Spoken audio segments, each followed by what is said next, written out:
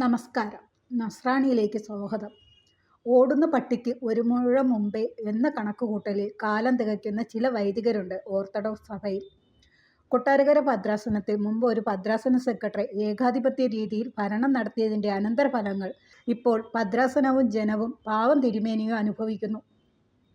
സഭയുടെ ഭാവിയെയും നിലനിൽപ്പിനെ തന്നെയും ബാധിക്കുന്ന നിലയിൽ സാമ്പത്തിക ക്രമക്കേട് നടത്തിയതിനും വിദേശ ഫണ്ട് അനധികൃതമായി രസീത് നൽകി പിരിച്ചത് ബാങ്കിലൂടെ അല്ലാതെ കൊണ്ടുവന്നതിനും ആ തുക ഒരു പ്രൈവറ്റ് ബാങ്കിലൂടെ കൈമാറ്റം നടത്തിയതിൻ്റെ തെളിവുകൾ സഹിതം പുനലൂർ സബ് കോടതി ഈ ഭദ്രാസനത്തിലെ വിവിധ പള്ളികളിലെ ഒരു യുവനിര കേസുമായി പോയിരിക്കുന്നത് സഭയ്ക്കും ഭദ്രാസനത്തിനും ഒരു വെല്ലുവിളിയായി മാറുന്നു.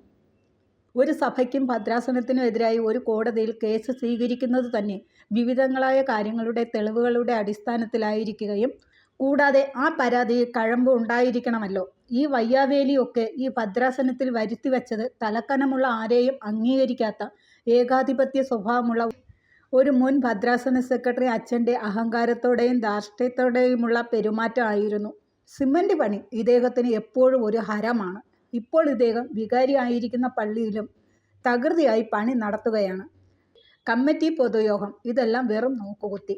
ചോദിച്ചാൽ മറുപടി ധാർഷ്ട്യം നിറഞ്ഞത്. ഞാൻ അരമനയും ഓഫീസ് കോംപ്ലക്സും പണിഞ്ഞ അനുഭവ പരിചയമുണ്ട്. ഇതൊക്കെ എനിക്കറിയാം. എങ്ങനെ പണി നടത്താം എന്നുള്ളതും തനിക്കറിയാം. ഇതൊക്കെയാണ് മറുപടി.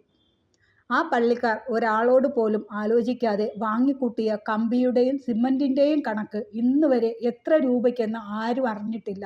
വിശ്വാസി സമൂഹം ഇതൊക്കെ അറിഞ്ഞു വരുമ്പോഴേക്കും ആ പള്ളിയിൽ നിന്ന് ഇദ്ദേഹം ജനറൽ ട്രാൻസ്ഫറിൽ പമ്പ കടന്നിരിക്കും. ചിലപ്പോൾ ആരെങ്കിലും അതിന് പിറകെ പോയാൽ അരമന കണക്ക് പോലെ പിടിവീഴും. കൂടാതെ ഇപ്പോൾ കൊട്ടാരക്കര അരമന ഓഫീസിൽ കൗൺസിൽ മെമ്പറായ ഒരു ചൊറിത്തവള പോലെ ഉള്ള ഒരു കത്തനാർ താവളം അടിച്ച് കിടപ്പുണ്ട്. എന്തിന് അരമനയിൽ വരുന്നു എന്ന് ആരെങ്കിലും ചോദിച്ചാൽ ആർക്കും ഉത്തരമില്ല. വീട്ടിൽ മറ്റ് ജോലിയില്ലെങ്കിൽ മക്കളെ നോക്കി കിടന്നു ഉറങ്ങിക്കൂടെ? വെറുതെ അരമന ചിലവ് കൂട്ടണോ? എന്താണ് അരമനയിൽ പണി? ഞങ്ങളുടെ അന്വേഷണത്തിൽ മറ്റുള്ള വൈദികർക്ക് പാരപണി മാത്രമാണ് ലക്ഷ്യം. ചെമ്മന്തൂർ പള്ളിയിൽ വികാരി ആയപ്പോൾ അവിടം കുളം തോണ്ടി. ഇപ്പോൾ വികാരി ആയിരിക്കുന്ന പള്ളിയിൽ കേന്ദ്ര അന്വേഷണ ഏജൻസികൾ കയറിയിറങ്ങുന്നു. ശരിയായ നിലയിൽ എല്ലാ വിശ്വാസികളെയും കൂട്ടി ഒരു പൊതുയോഗം ചേർന്ന് തന്നാണ്ട് വർഷത്തെ ചുമതലക്കാരെ പോലും തിരഞ്ഞെടുക്കാൻ കഴിയാത്ത ആളാണ് അരമനയിൽ വന്നിരുന്നു ഭദ്രാസനത്തെ ഭരിക്കുന്നത്. ഇനിയുമുണ്ട് ഓരോരുത്തരുടെയും വീരകൃത്യങ്ങൾ. കാത്തിരിക്കുക.